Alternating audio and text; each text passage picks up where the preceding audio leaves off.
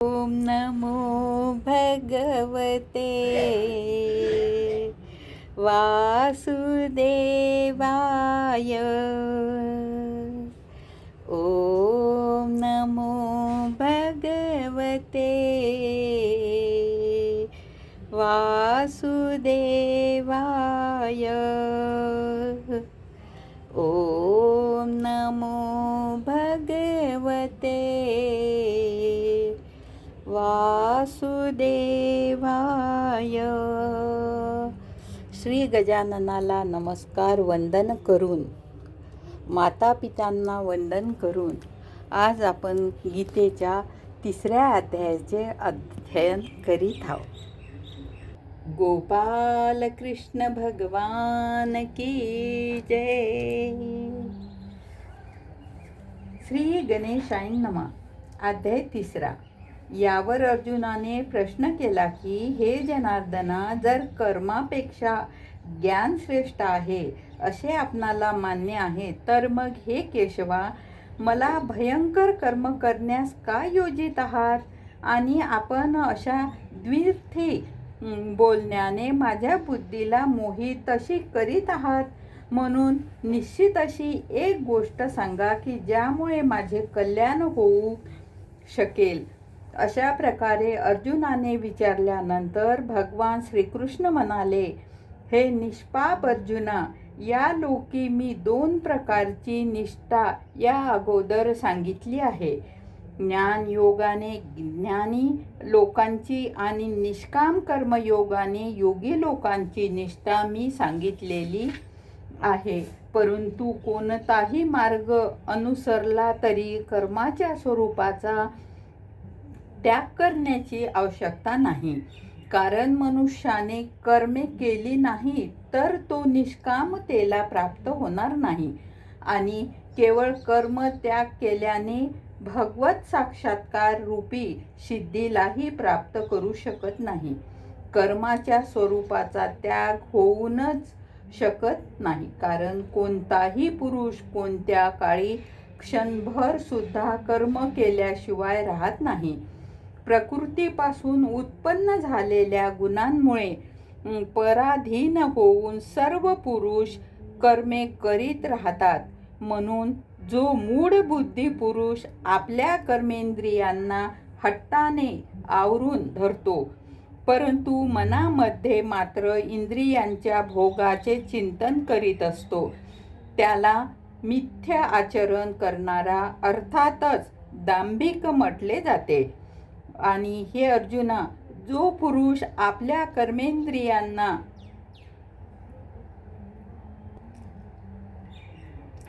मनाच्या योगाने वश करतो आणि आसक्त होऊन कर्मेंद्रियाद्वारे कर्मयोगाचे आचरण करतो, तो श्रेष्ठ पुरुष होय.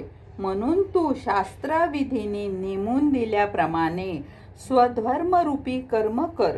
कारण कर्म न करण्यापेक्षा कर्म करणे कधीही श्रेष्ठ आहे.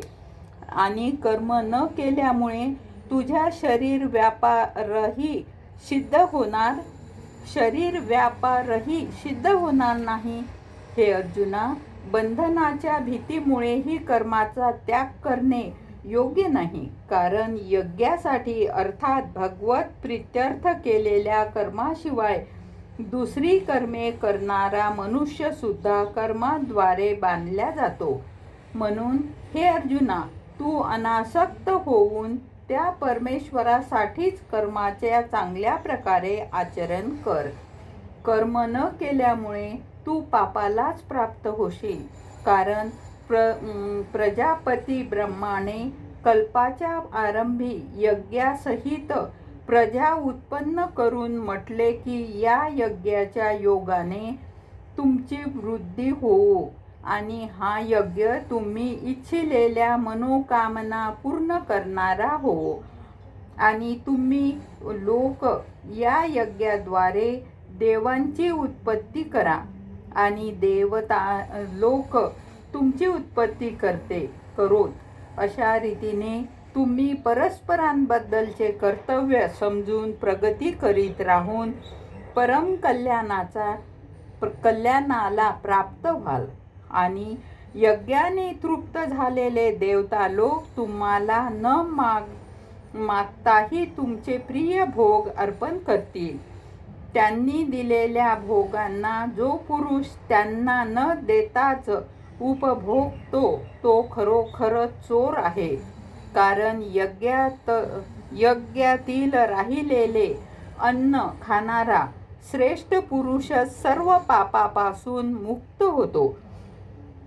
आणि जे पापी लोक केवळ शरीर पोषणासाठीच स्वयंपाक करतात ते पापाचेच भक्षण करतात. कारण सर्व प्राणी अन्नापासून उत्पन्न होतात. अन्नाची उत्पत्ती पावसापासून होते, पावसाची उत्पत्ती यज्ञापासून होते आणि यज्ञाची कर्मापासून उत्पन्न होणारा आहे. आणि हे कर्म तू वेदांपासून उत्पन्न झाले आहे असे समज. वेद अविनाशी परमात्म्यापासून उत्पन्न झाले आहे.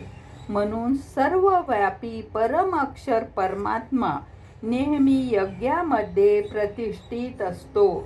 हे पार्थ, जो पुरुष या लोकांमध्ये सुरू असलेल्या सृष्टीचक्रानुसार वर्तन करीत नाही, अर्थात शास्त्रानुसार कर्मे करीत नाही, तो इंद्रिय सुखे भोगणारा पापी आयुष्याचा पुरुष आपले जीवन व्यर्थ जगत असतो. परंतु जो मनुष्य आत्म्याच्या ठिकाणीच प्रीती ठेवून आत्म्यातच तृप्त आणि संतुष्ट असेल त्याला कोणतेच कर्तव्य राहत नाही. कारण या संसारात त्या पुरुषाला कर्म करण्याचेही काही प्रयोजन असत नाही आणि कर्म न करणाऱ्याचेही काही प्रयोजन असत नाही. तसेच त्यांचा संपूर्ण भूतमात्रांच्या ठिकाणी कोणत्याही प्रकारचा स्वार्थाचा संबंध नसतो. त्याच्याद्वारे केवळ लोकांच्या हितासाठीच कर्म केली जातात.